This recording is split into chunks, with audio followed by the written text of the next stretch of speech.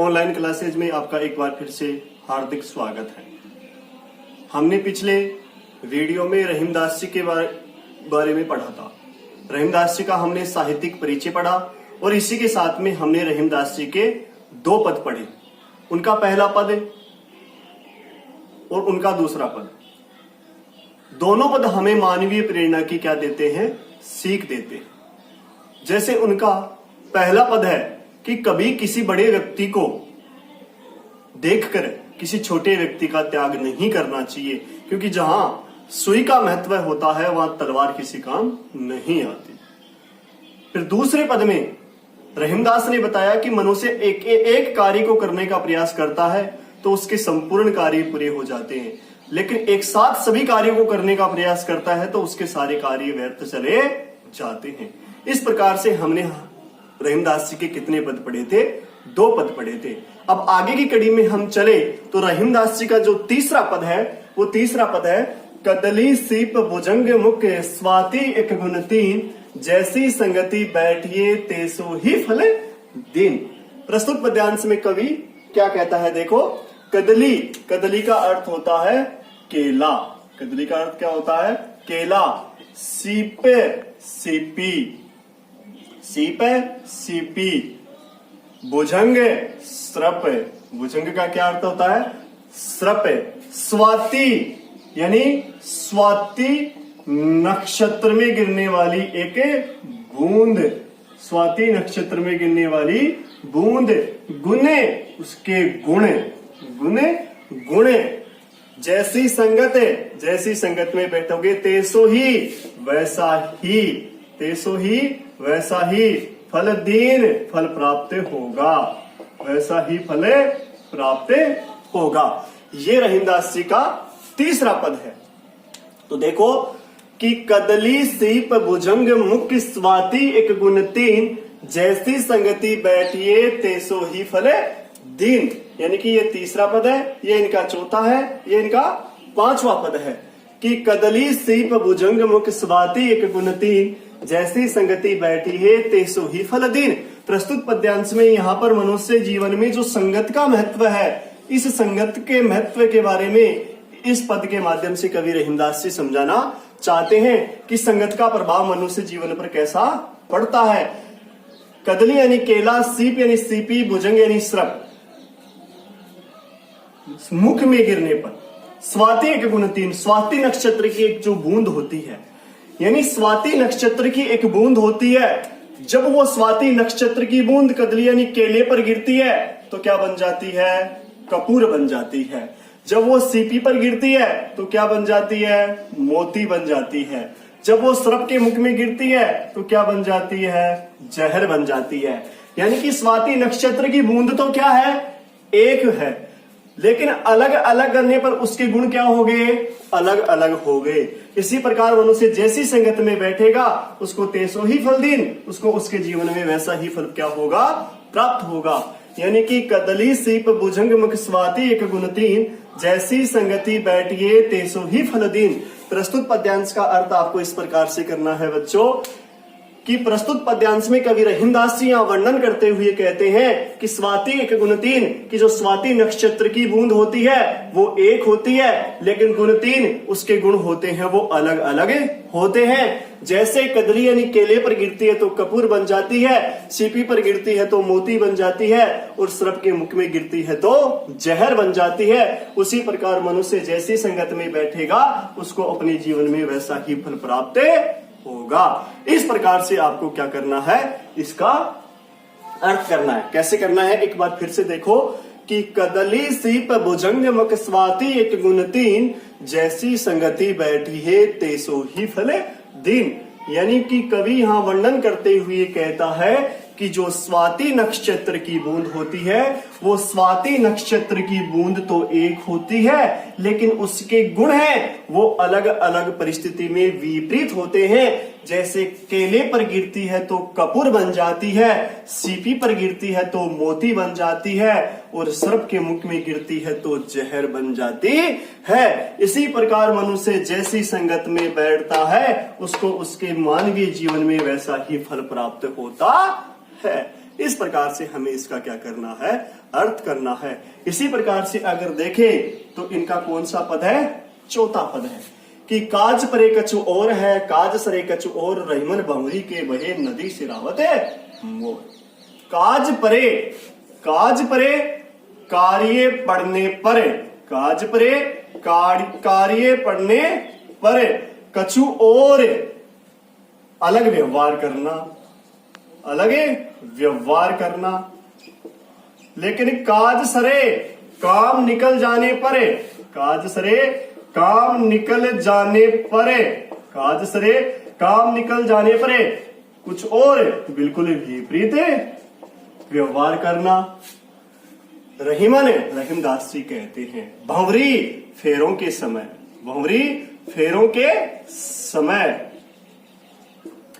जो क्या होता है, मोर होता है। फेरों के समय जो सहरे पर पहना जाने वाला जो मोर होता है वो हमारे मानवीय जीवन का क्या होता है, मान सम्मान का प्रतीक होता है।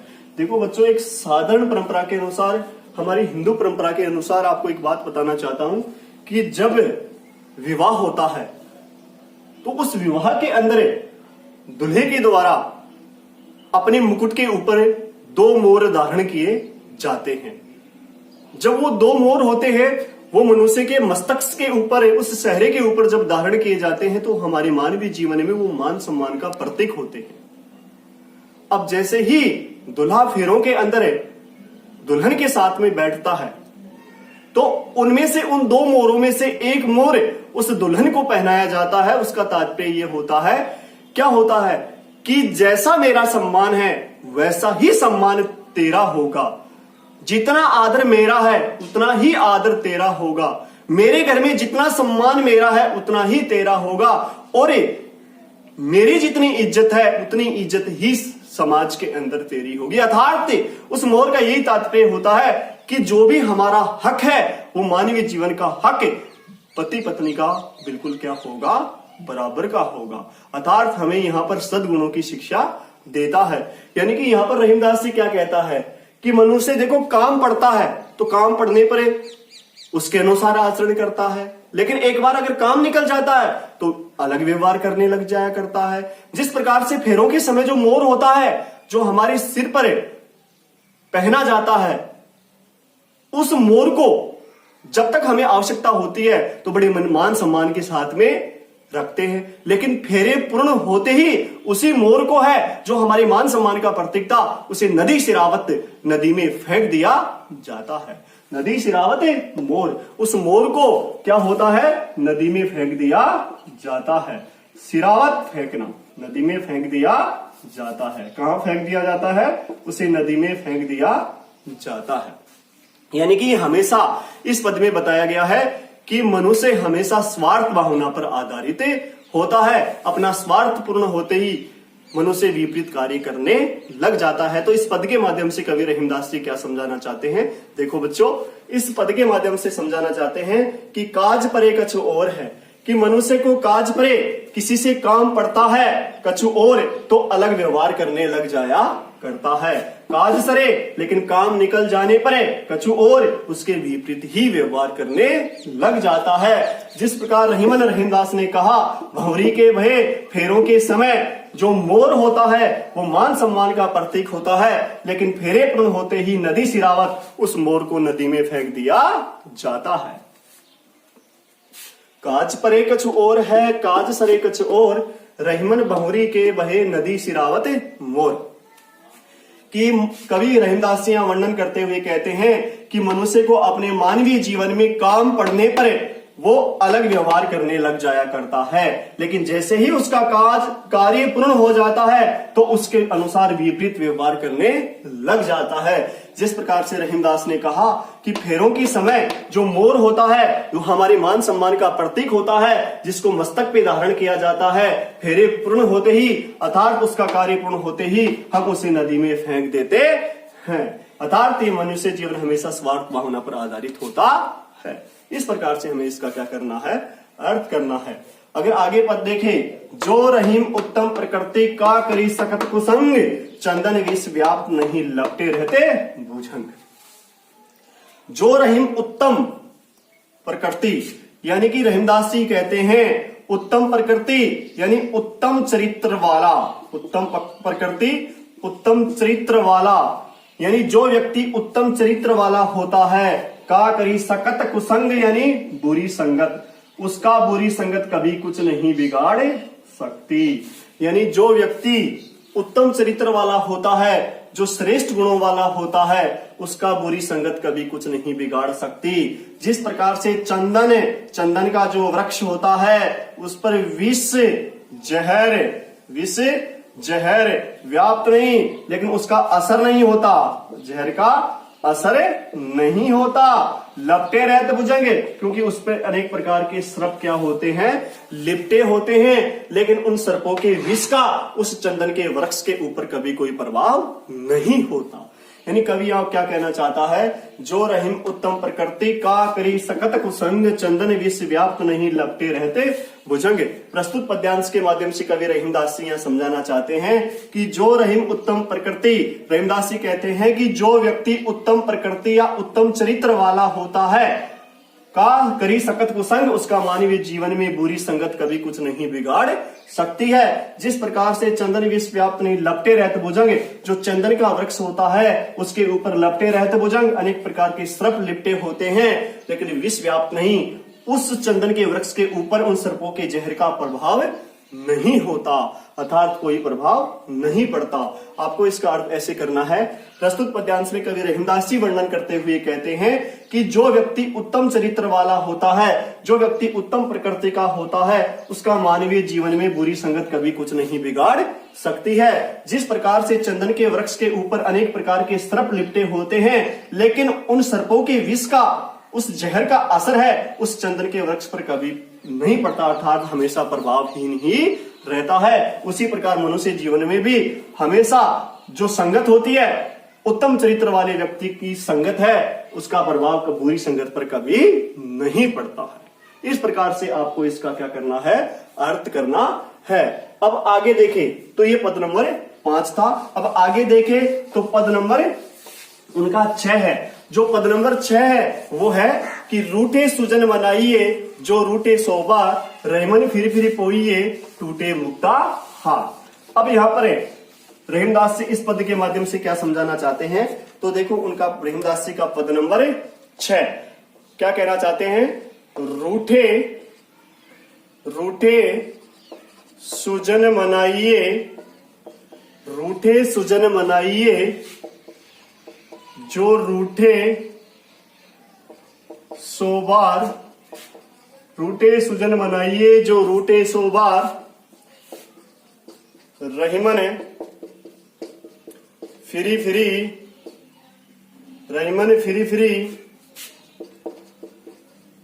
पोहिए, टूटे मुक्ताहार। इस पद में कवि रहीमदास जी क्या कहते हैं, देखो कि रूठे सुजन मनाइए, जो रूठे सुबार रहीमन फिर पोइए, टूटे मुक्ताहार। मुक्ताहार का अर्थ होता है गले का हार, मुक्ताहार गले का हार। टूटे टूटने पर, टूटे टूटने पर, पोइए पिरोते रहे, पोइए पिरोते रहे, फिरी बार बार, रहीमन रहीमदास जी, रूठे रूठने पर, रूठे रूठने पर, सुजने सज्जने। देखो इस पद में रहीमदास जी क्या कहते हैं कि रूठे सुजन मनाइए, कि अगर मनुष्य जीवन में कोई सज्जन व्यक्ति रूठ जाता है तो उसे हमेशा मनाते रहना चाहिए। रूठे सुजन मनाइए, अगर कोई सज्जन व्यक्ति रूठ जाता है उसे मनाते रहना चाहिए। जो रूठे 100 बार, वह सज्जन व्यक्ति चाहे 100 बार ही क्यों ना रूठ जाए। रहीमन फिरी पोइए, जिस प्रकार से रहीमदास जी कहते हैं, जिस प्रकार से बार बार टूटे मुक्ताहार, गले का हार टूटने पर हम उसे बार बार पिरोते रहते हैं, उसी प्रकार हमें सज्जन व्यक्ति को भी बार बार मनाते रहना चाहिए, क्योंकि हमेशा हमें उनका क्या होगा, लाभ होगा, उनसे हमारा कभी अहित नहीं होगा। अर्थात इसका अर्थ आपको ऐसे करना है। प्रस्तुत पद्यांश में कवि रहीमदास जी कहते हैं कि अगर कोई सज्जन व्यक्ति रूठ जाता है तो उसे बार बार मनाते रहना चाहिए, चाहे वह सज्जन व्यक्ति 100 बार ही क्यों ना रूठ जाए। जिस प्रकार से हम बार बार गले के हार के टूट जाने पर उसे बार बार पिरोते रहते हैं, उसी प्रकार हमें सज्जन व्यक्ति को भी बार बार मनाते रहना चाहिए। इस प्रकार से हमें जो रहीमदास जी का 7वां पद है वो है तरवर फल नहीं खात है सरवर पिए न पान, कही रहीम पर काज हित संपत्ति सची सुजान। इस प्रस्तुत पद्यांश में कवि रहीमदास जी क्या कहते हैं, देखो कि तरवर यानी पेड़, तरवर पेड़, फल नहीं खात कि पेड़ कभी अपना फल स्वयं नहीं खाता है, कि पेड़ कभी अपना फल स्वयं नहीं खाता है। सरवर यानी सरोवर, सरोवर पिए न पान, और न कभी सरोवर अपने जल का सेवन करता है। उसी प्रकार कही रहीमदास ने कहा पर काज हित दूसरों के हित के लिए, पर काज हित दूसरों के हित के लिए, दूसरों के हित के लिए संपत्ति धन दौलत, संपत्ति धन दौलत संचय करते हैं सुजान परमार्थ के लोग या आत्म कल्याण की भावना के लोग। कि तरवर फल नहीं खाता है सरवर पिए न पान, कहीं रहीम पर काज हित संपत्ति सची सुजान। प्रस्तुत पद्यांश में कवि रहीमदास जी क्या कहते हैं कि तरवर फल नहीं खाता है कि कभी पेड़ अपना फल स्वयं नहीं खाता है, सरवर पिए न पान, सरोवर कभी अपने जल का सेवन नहीं करता है। कही रहीमदास ने कहा कि पर काज हित संपत्ति सजी सुजान, जो परमार्थ के लोग होते हैं वो धन दौलत का संचय हमेशा दूसरों के आत्म कल्याण की भावना के लिए ही करते हैं। कि तरवर फल नहीं खात है सरवर पियहि न पान, कही रहीम पर काज हित संपत्ति सची सुजान। प्रस्तुत पद्यांश में कवि रहीमदास जी वर्णन करते हुए कहते हैं कि पेड़ कभी अपना फल स्वयं नहीं खाता है, सरोवर कभी अपने जल का सेवन नहीं करता है। उसी प्रकार से रहीमदास ने कहा कि जो परमार्थ के लोग होते हैं वो अपने धन का संचय है वो दूसरों के हित के लिए या दूसरों की आत्म कल्याण की भावना के लिए ही किया करते हैं। इसी प्रकार से इनका कौन सा पद है, 8वां, कि थोते बादर कवार के जू रहीम गहरात, धनी पुरुष निर्धन बहे करे पाछीली बात। थोते बादर यानी बादल, थोते बादर यानी बादल, कवार यानी आश्विन महीना, कैसा महीना, आश्विन का जो महीना होता है वो कवार मास कहलाता है।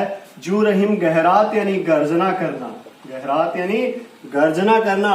उसी प्रकार से धनी पुरुष धनवान पुरुष होता है, वो निर्धन गरीब हो जाने पर करे अपने पीछे के किस्से लोगों को कहता है। देखो प्रस्तुत पद्यांश में कवि रहीमदास जी क्या कहते हैं कि थोते बादर कुंवार के, प्रस्तुत पद्यांश में कवि रहीमदास जी कहते हैं कि जो थोते बादर कुंवार के, जो आश्विन मास के जो बादल होते हैं वो थोते होते हैं अर्थात खाली होते हैं। जो रहीम गहरात रहीमदास कहते हैं वो मात्र क्या करते हैं, गर्जना करते रहते हैं। जिस प्रकार से धनी पुरुष जो धनवान पुरुष होता है निर्धन भय अपने जीवन में गरीब हो जाने के उपरांत करे पाछिली बात, अपने धनवान होने के किस्से हैं लोगों को बढ़ चढ़कर सुनाता रहता है। कि थोते बादर कवार के जू रहीम गहरात, धनी पुरुष निर्धन भय करे पाछिली बात। प्रस्तुत पद्यांश में कवि रहीमदास जी यहाँ वर्णन करते हुए क्या कहते हैं कि थोते बादर कवार के जो आश्विन महीने की जो बादल होते हैं वो थोते होते हैं। जो रहीम गहरात वो रहीमदास जी कहते हैं कि मात्र गर्जना करते हैं, कभी वर्षा नहीं करते। उसी प्रकार धनी पुरुष जो धनवान पुरुष होते हैं निर्धन भय एक बार गरीब हो जाने के उपरांत करे पाछली बात, अपने पीछे धनवान होने के किस्से लोगों को बढ़ चढ़कर सुनाते रहते हैं। अर्थात इसका अर्थ ऐसे करना है। प्रस्तुत पद्यांश में कवि रहीमदास जी कहते हैं कि जो कवार मास के जो आश्विन महीने के बादल होते हैं वो मात्र गर्जना ही किया करते हैं, कभी वर्षा नहीं करते। उसी प्रकार से जो धनवान पुरुष एक बार गरीब हो जाने के उपरांत अपने धनवान होने के जो पीछे के किस्से होते हैं वो लोगों के सामने बढ़ चढ़कर सुनाते रहते हैं। इस प्रकार से ये रहीमदास जी का कौन सा पद है? 8वां पद है। अब आगे वाले अगले वीडियो में हम जो रहीमदास जी के जो कुछ बचे हुए अन्य पद है उनके बारे में अध्ययन करेंगे। तब तक के लिए धन्यवाद।